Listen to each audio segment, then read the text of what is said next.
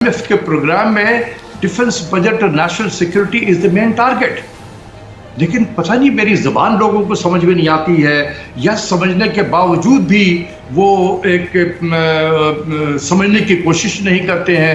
یہ کیا ہے اس کا مجھے اندازہ نہیں ہے، لیکن یہ جو ہوا ہے یہ بالکل ایک پلان کے تحت یہ ہو رہا ہے کہ فوج کے ڈیفنس کے بجٹ کو قوم کا وہ حال ہونے جا رہا ہے جو سری لنکا کا ہوا ہے۔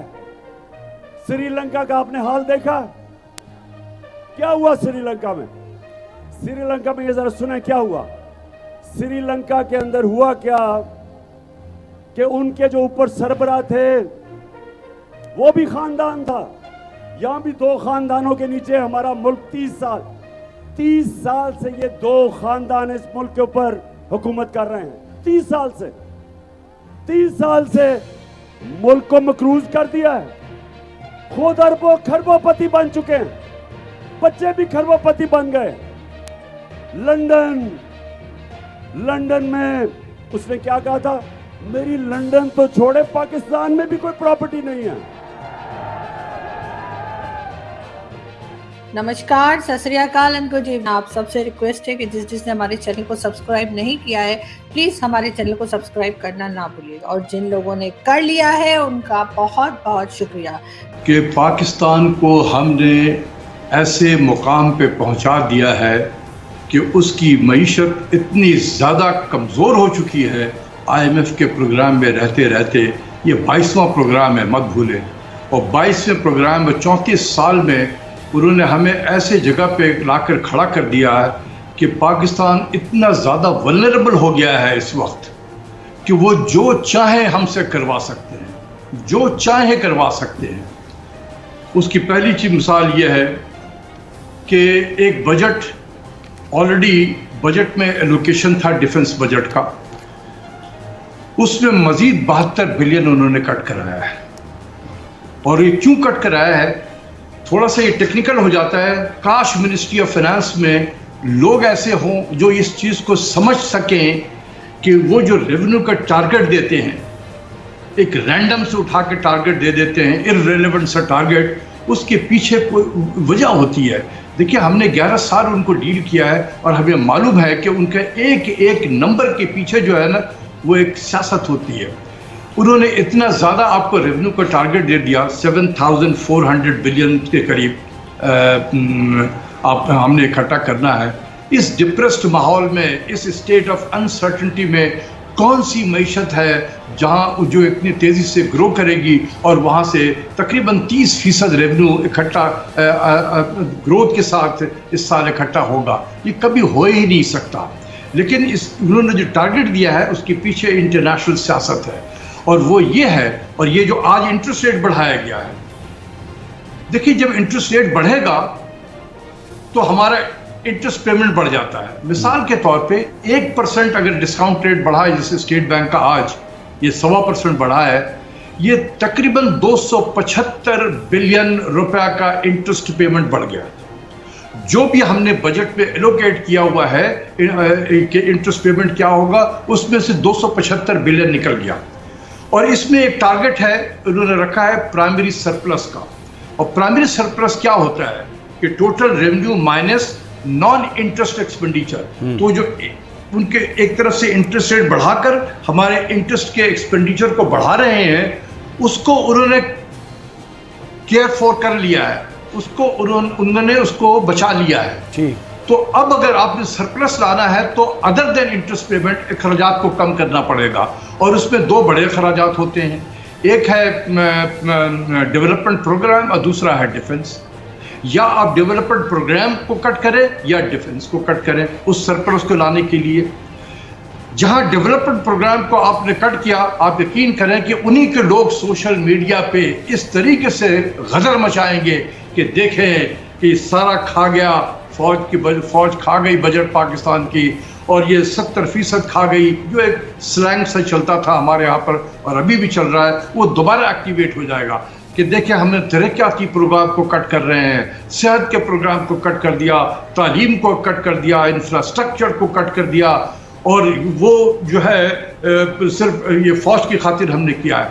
तो वो फौज को प्रेशर में लाना चाहते हैं। दूसरी तरफ ये है कि फौज चूंकि ऑलरेडी लगता है मुझे कि प्रेशर में आई हुई है, उन्होंने खामोशी से चुप से 72 बिलियन कट जो है वो लेके बैठ गई है।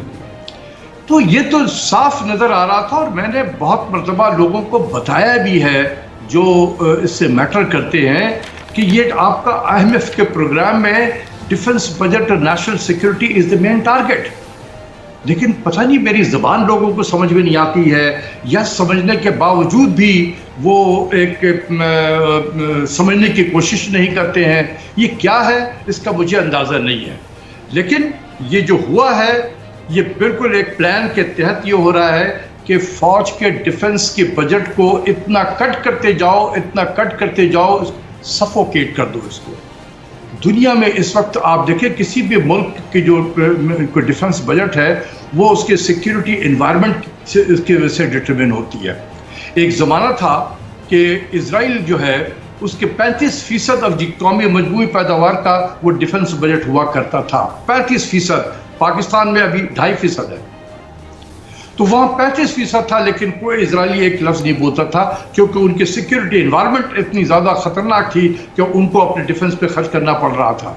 लेकिन अब वो इतने मजबूत हो गए हैं कि अब उनको ये मालूम हो गया है कि जो मेरे आसपास जो मेरे नेबर्स हैं उनके अंदर अब वो दम खम नहीं रहा है, हमने इनकी ऐसी तैसी कर दी है सारे अरब वर्ल्ड में, तो वो बिल्कुल सेफ हो गए, इसलिए उनके डिफेंस बजट मैटर नहीं करता। हमारे इर्द गिर्द का आप देखिए माहौल को, एक तरफ हिंदुस्तान है, एक तरफ हमारा डिस्टर्ब बॉर्डर है जो अफगानिस्तान के साथ लगा हुआ वेस्टर्न बॉर्डर, वो भी डिस्टर्ब रहता है।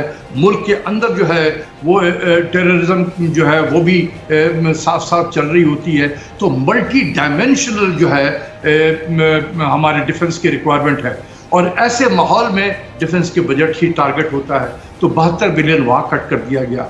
ये समझने की ज़रूरत है। मुझे हैरानी होती है कि लोग इसे समझते क्यों नहीं है। टेक्निकल है, मैं मानता हूँ ये टेक्निकल चीज़ है।